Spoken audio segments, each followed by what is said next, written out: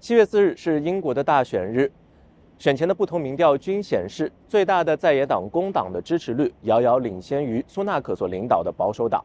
这也就意味着，这一次工党将在选举中取得胜利，来结束英国过去14年由保守党执政的局面。前保守党内阁大臣大卫高克表示，目前保守党给人的印象呢是敌视年轻人和国际企业，并且经常对伦敦及伦敦大都市区的价值观持敌对态度。 Over the last 8 years, we've had 5 prime ministers, and because of having a variety of prime ministers and indeed chancellors, foreign secretaries, home secretaries, that there's no constancy in or indeed understanding of what the policies are. If you were to put it into the context of a business, a PLC, and you saw that the board was changing on a very regular basis, what would you as a shareholder think? You would actually think, and when you look at the issues that are on the table for whichever party comes to power on Friday, the kind of in-tray is significant. Inflation, which was obviously a major issue, is on the decrease, and the last figures were about 2%. It does affect everybody's confidence in the high street and in the pocket at home. The other kind of key area is growth.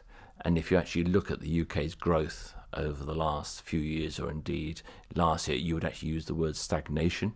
Now, we've started this year well. In the first quarter, it was about 0.7%, but the view for this year is probably going to be about 0.5 or 0.7%, and next year maybe 0.9. These are not great figures, especially in comparison to China, when you're talking about kind of 5% plus. So the country needs an impetus to actually kind of challenge what it's been doing in the past. Also, following Brexit has had a significant effect on our employment. Whichever facet you look at, we've got challenges on all fronts. The economic situation is extremely bad.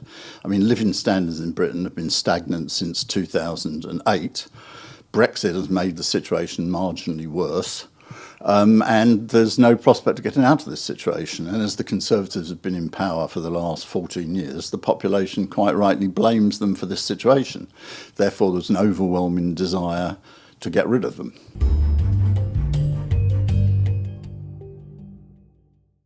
The Labour Party's message is one of change, but one's got to be careful. You can't have change for change's sake.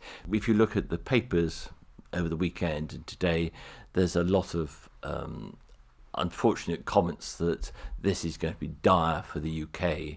And if you appoint the Labour Party to become the party of power, then that's going to be really regressive for the UK.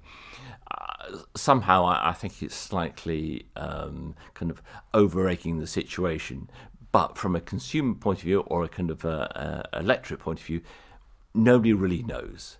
And therefore, if the incoming party, whomever they may be, actually kind of brings people along with them and kind of moves forward in a kind of gradual way, communicating what they're going to do, and starts to demonstrate small results, but results nonetheless, then that breeds confidence. So I'm probably more confident that there's a kind of a group of people that have a kind of a clear policy, clear thought process, know what they want to do, than perhaps the Conservatives actually have currently. New Labour government will not change any of the fundamental policies of the Conservative Party. There will be some small changes around the edges, of course, but they've already accepted the Conservative Party's budgetary constraints, their economic constraints, etc. And if you don't change anything fundamental in the economy, nothing is going to change. In 2 or 3 years' time, we'll be having a discussion about why did the Labour government, with one with such a huge majority, become so unpopular so quickly. But that's the reality. Unless you can fix the economic situation in the country, any government which comes into office is going to be extremely unpopular. China represents something like 6.5% of our GDP.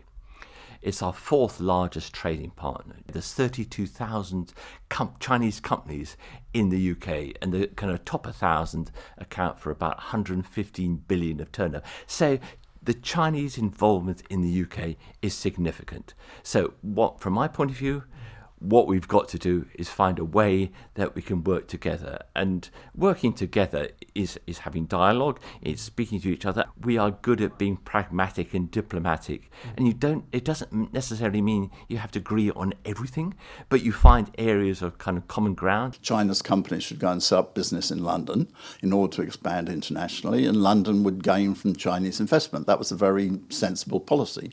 But this was scrapped for political reasons because the United States didn't want it. So therefore, the result of which Huawei has been banned from the telecommunications system. So we're all going to get 5G later and be more expensive than is necessary.